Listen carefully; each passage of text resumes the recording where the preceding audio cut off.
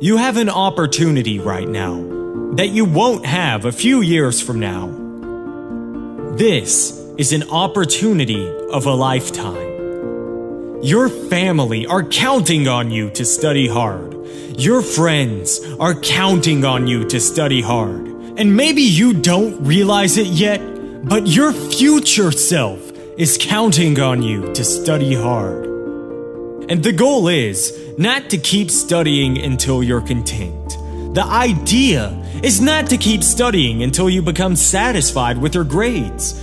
You should never be satisfied. You should always be striving for better. Because the day you become content with your grades, that's the day that you stop evaluating yourself. That's the day you stop growing. That's the day that the person trying to catch you will catch you. You have to take advantage of the once-in-a-lifetime opportunity that you have right now. You don't have to be the most talented, or the wisest, or the smartest, or the wealthiest. You don't have to be the most intelligent to get to the top. But you gotta study. You have to outstudy everyone. Your classmates might come from money. They might have parents that own businesses. They might know people and are able to get them a job, but they will not outstudy you.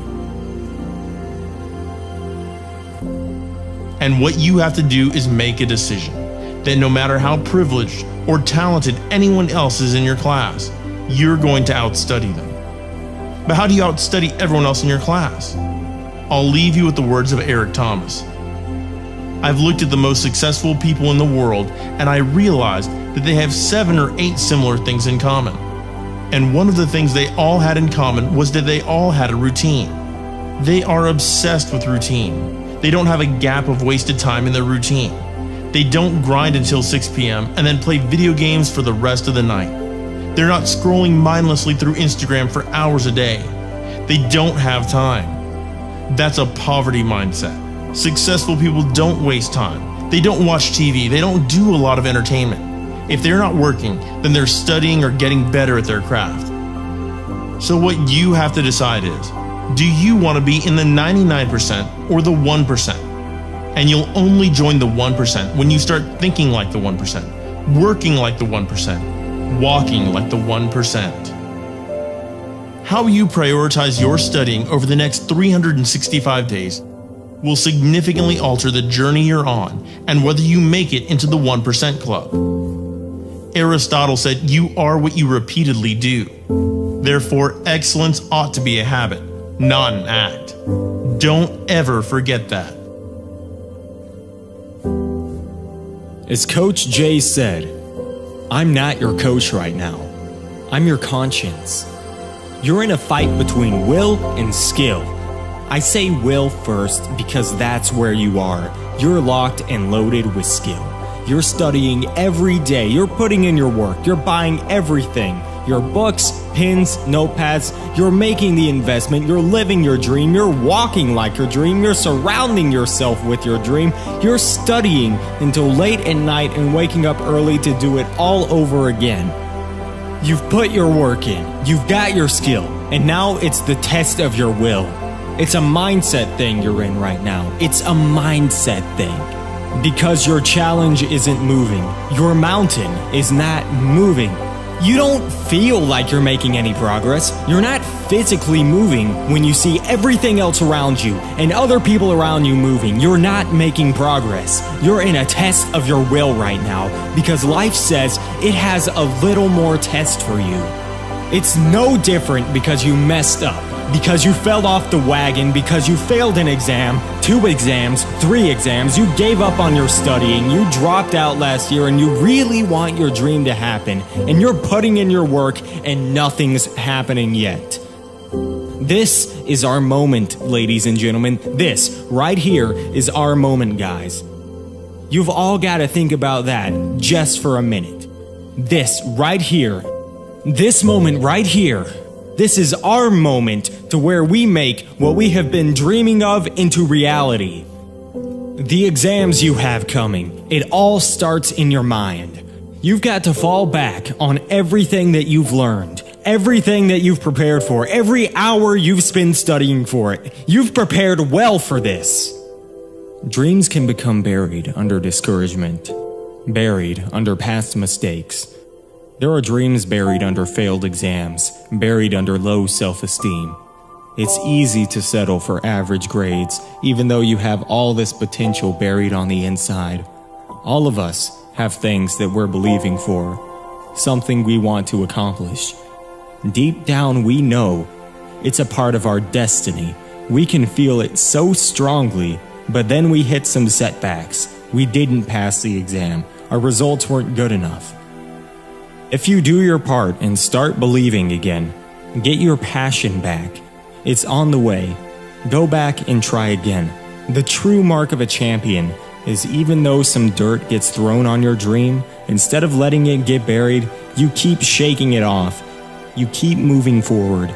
You keep looking for new opportunities.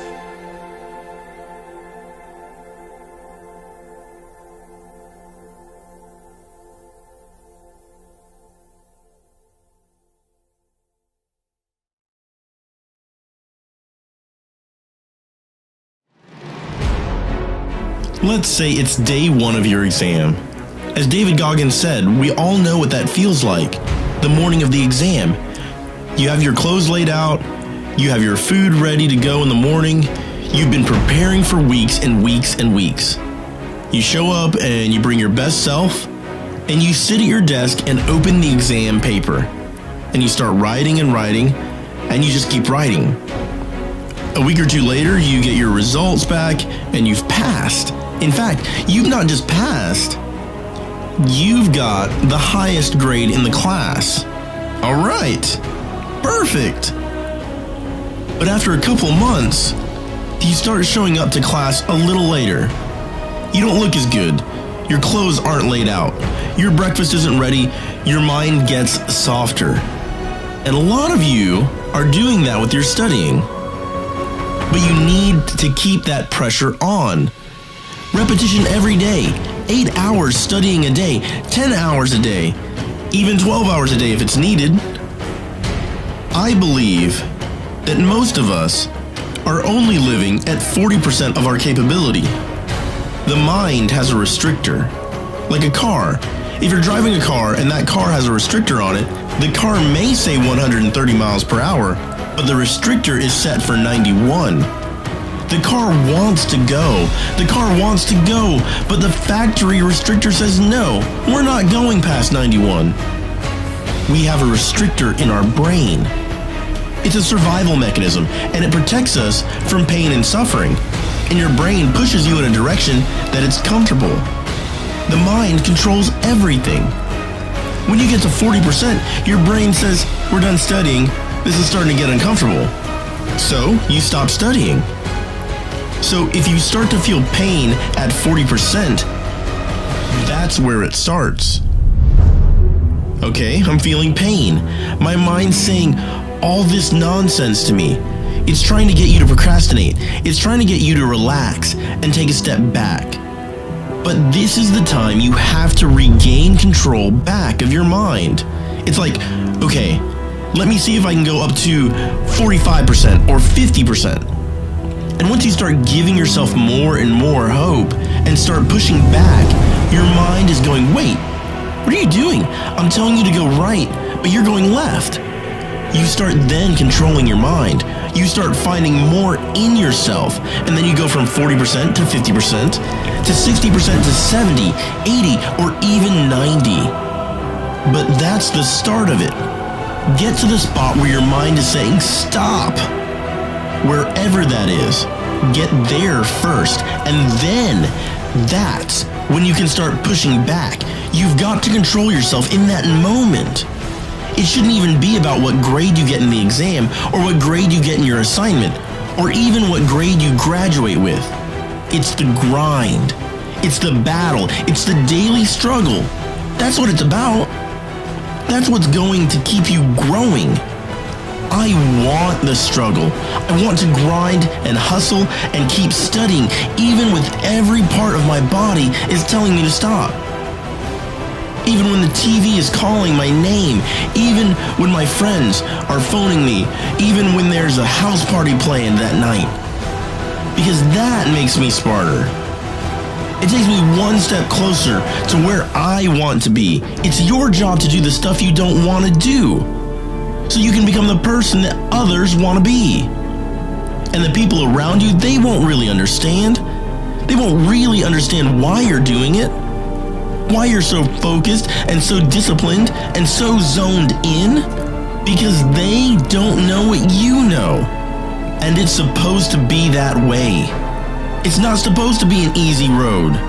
Every day grinding and pushing, that doesn't tire me. It inspires me.